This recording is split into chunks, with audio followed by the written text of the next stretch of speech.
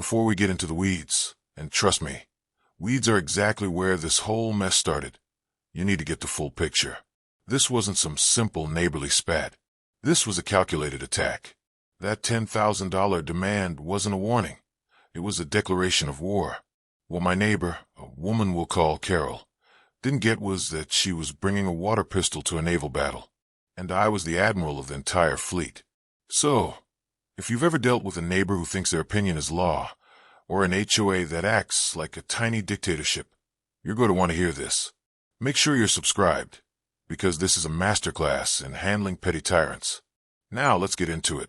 She handed me a letter demanding $10,000 for unapproved landscaping.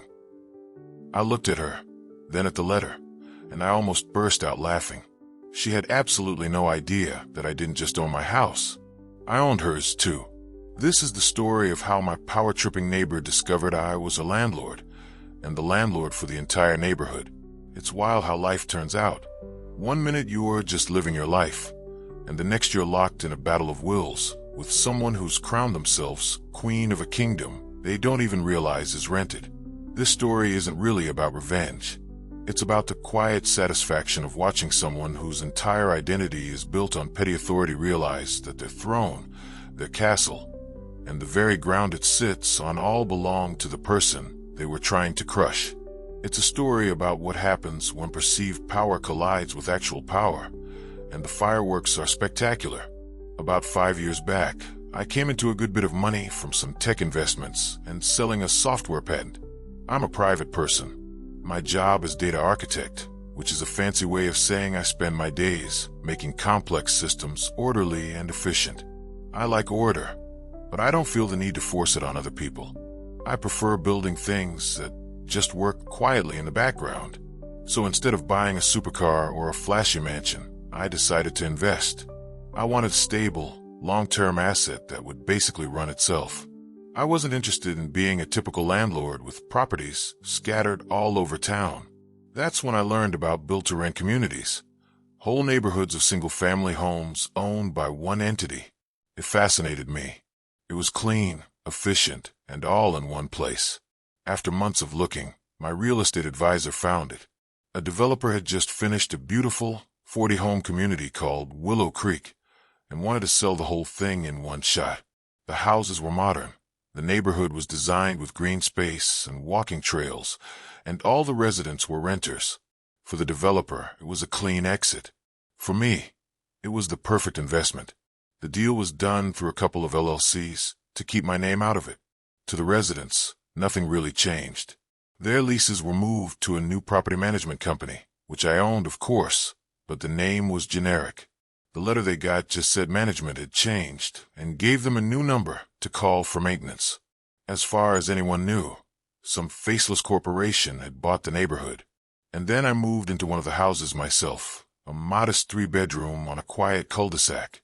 I loved the anonymity. I was just another guy on the block.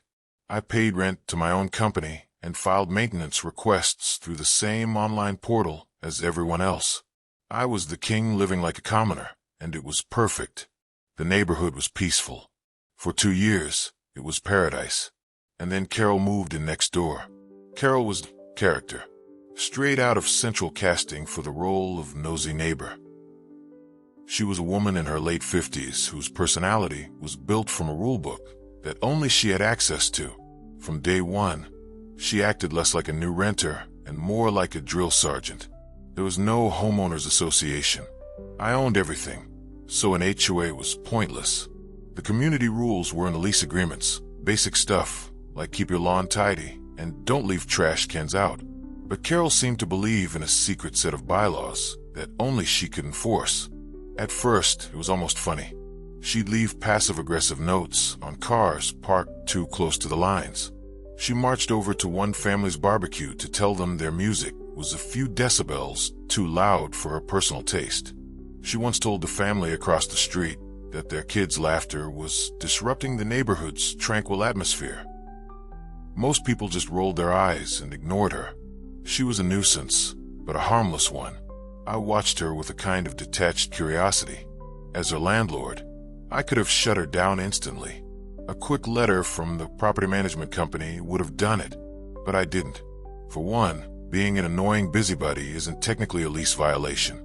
But more importantly, I'm a firm believer in giving people enough rope. I've always found that people like Carol eventually tangle themselves up in their own arrogance. I just didn't realize how much rope she'd ask for, or how fast she'd tie it into a noose. The trouble for me started when I decided to upgrade my landscaping. The default yard was boring. Grass, a few shrubs, a sad little tree. I love gardening. It's the total opposite of my day job. I wanted to build a small, Japanese-inspired garden in my front yard. Nothing crazy. Some nice river stones, Japanese maples, azaleas, and a little stone lantern. It was tasteful, planned out, and entirely on my property. The second the landscaper started digging, Carol marched over, clipboard in hand. I swear, she actually carried a clipboard, and demanded to see my architectural change request form. I gave her a polite, confused smile. "I'm sorry, which form?" "The ACR form," she said, tapping her pen on the clipboard. "For the Willow Creek Homeowners Association Architectural Review Committee. All exterior modifications must be pre-approved." I had to physically stop myself from laughing. The Willow Creek Homeowners Association, the Architectural Review Committee, these were things she literally just made up. "Carol," I said as gently as I could, "there's no HOA here." She scoffed. It was a sound of pure condescension. "Of course there is. Every respectable neighborhood has an HOA. You must be new." "I've been here for 2 years," I said calmly, "and I promise you, there's no HOA. The rules are in the lease. As long as the landscaping is maintained, it's fine." Her eyes narrowed. To her, my calm, factual statement wasn't a clarification, it was a challenge. "That's what you think," she sniffed. "The property management company delegates enforcement to the HOA. I am the acting president of the board." Acting president of a one-person board for a government that didn't exist. It was truly magnificent. "Well, Carol," I said, ready to end it, "I appreciate your concern, but I'm confident this is perfectly fine. It's going to look great, I promise." I turned back to the landscapers, signaling the conversation was over. I could feel her glaring at my back. I knew this was only the beginning. I had defied the queen. The escalation. As my garden came to life over the next few weeks, Carol's harassment went from petty to a full-blown psychological campaign. First came the notes. Tucked under my wiper, taped to my door. "Your rock placement is not harmonious with the neighborhood's topography." Or my personal favorite. "The chosen varietals of Acer palmatum are known to attract aphids, which will be a community-wide pestilence."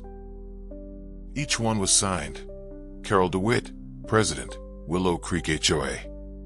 I saved every single one, taking pictures and putting them in a folder I called the Carol Chronicles. Then she started sending me violations. Official-looking letters on cheap letterhead. She clearly made herself, complete with clip art of a gavel. The first was a $50 fine for non-conforming flora. I ignored it. A week later, a $100 fine for failure to remediate. Then a $250 fine for unapproved hardscape elements, which was the stone lantern. My neighbors were noticing. Tom, who lives next door, caught me at my mailbox. "Hey man," he said, lowering his voice. "Is Carol giving you a hard time about the garden? It looks awesome, by the way." "You could say that." I laughed. "Apparently, I've broken several laws of a country that doesn't exist." Tom shook his head. "She's out of control. She tried to find my wife because our welcome mat was, and I quote, excessively whimsical. We just tossed a letter, but she really seems to have it out for you." He was right. I had become her obsession. My polite refusal to play her game was something she just couldn't handle. In her world, her rules were absolute, and my defiance was a threat to her entire reality. Things got more serious about a month after the garden was done. I started getting emails from the property management company, my company. Carol was bombarding them with complaints, sending dozens of photos of my garden from every angle, with long, rambling descriptions of my violations. My property manager, Susan, who knew who I was, called me. "Mr. Hayes," she said, sounding tired but amused. "Your neighbor, Ms. DeWitt, is prolific. She's demanding we take action against you, citing bylaws she seems to have written herself." "I know," I said. "Just log every call and email. Time, date, everything. File it all, but don't respond to her. Let her spin." "Will do," Susan said. "Just so you know, her last email threatened to seek third-party enforcement if we don't act." I knew exactly what that meant. She was about to go too far, and she did. The final straw arrived as a certified letter. It wasn't from Carol. It was from a local law firm. My heart didn't sink, but it did harden. She'd actually paid a lawyer. I opened it, and the sheer nerve was breathtaking. The letter stated that their client, the Willow Creek Homeowners Association, was giving me final notice to cure my violations. I had 14 days to remove the entire garden, every plant, every stone, and restore the yard to its original state. If I didn't, the association would hire someone to do it for me, place a lien on the property for the cost, and tack on a punitive fine of $10,000. This was her big move. She'd found a lawyer willing to take her money and send a scary letter. It's amazing what some lawyers will do for a few $100 without verifying the facts. But the whole thing was a bluff. A lien on a property she didn't own, from an organization that didn't exist. It was a paper tiger, legally meaningless, and likely a fraudulent threat. But it was also the line. She'd gone from being an annoyance to actively trying to cause me major financial and emotional distress with a bogus legal threat. I sat there, looking at the letter.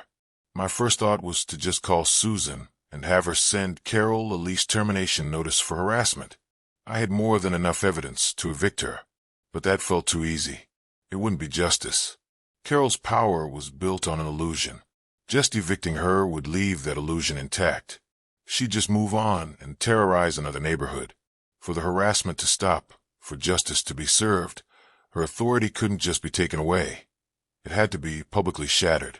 The fantasy had to end. It was time to stop being a quiet neighbor and start being the owner.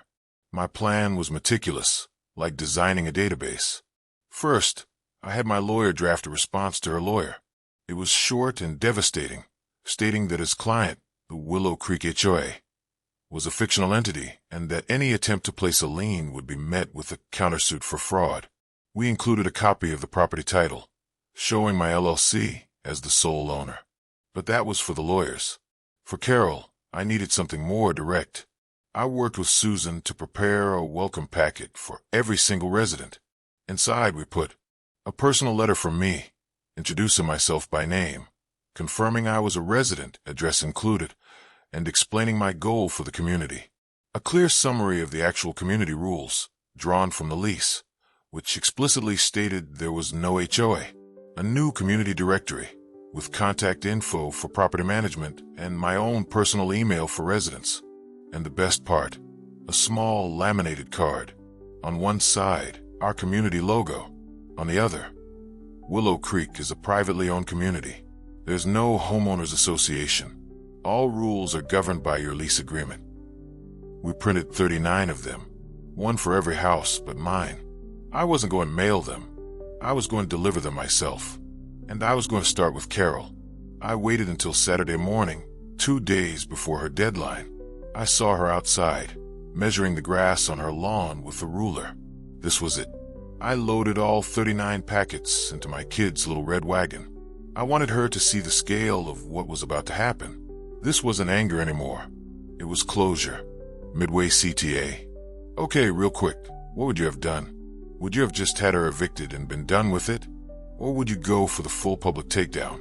Let me know in the comments. I'm honestly curious. And if you're enjoying this, a thumbs up always helps. Alright, back to the story. The Queen is about to get dethroned. Section 3, the unveiling. I walked down the sidewalk, the wheels of that little red wagon making a soft rumbling sound on the concrete. Heads started to turn. A few neighbors waved, confused. The whole neighborhood was waking up, completely unaware the social order was about to be turned upside down. Carol was still crouched on her lawn, ruler in hand. She didn't see me until my shadow fell over her. She looked up, her face twisting into a mask of pure annoyance. "What do you want?" she snapped, standing up. Her eyes went right to the wagon. "What is all that?" "Good morning, Carol," I said, my voice perfectly level. I reached into the wagon and pulled out the folder for her address. "I have something for you." She snatched it from my hand. "What is this?" "More excuses for your botanical monstrosity." "Just open it," I said. She ripped it open. I watched her face. First, confusion, as she read the words, "Formally introduce you to the owner of the Willow Creek community." Then her eyes hit my name and my address. Her head snapped up. She looked at me, then back at the letter, then at me again. The gears were turning, but they were grinding. It just wasn't computing. "What is this?" she whispered, all the bluster gone. "This is a joke." "It's no joke, Carol," I said softly. "Keep reading." Her hands were shaking as she pulled out the next page, the community rules. Her eyes scanned down the page and landed on the bold, underlined sentence. "There's no Homeowners Association HOA in Willow Creek." She made a tiny, choking sound. "This is fake," she stammered, looking around for support that wasn't there. "Is it?" I reached into the wagon and pulled out a thick, bound document. It was a certified copy of the master deed for the entire development, with the last page bookmarked. "You threatened to put a lien on this property, Carol," I said, my voice dropping. "On my house." I let that sink in. "I think you've mistaken me for someone who's your equal in this. Let me clear things up for you, so there's no more confusion." I took a step forward, onto her perfectly manicured lawn. "You are a tenant. You rent. Your lease gives you the right to live peacefully in that house. That is all." I kept going, my voice calm but sharp. "I, on the other hand, am the owner, not just of my house, number 24, but of this house, number 12. I tapped the folder in her hand, and number 14 next door, and the house across the street. I own the asphalt on this street and the grass in that park. I own every single blade of grass you are so obsessed with measuring." I gestured to the wagon. "These are for our neighbors, your neighbors, my tenants. Their welcome packets, introducing me and clarifying the actual rules, so no one ever has to deal with the kind of harassment you've been inflicting on this neighborhood." The color drained from her face. She was pale, her mouth hanging open. The clipboard was on the grass by her feet.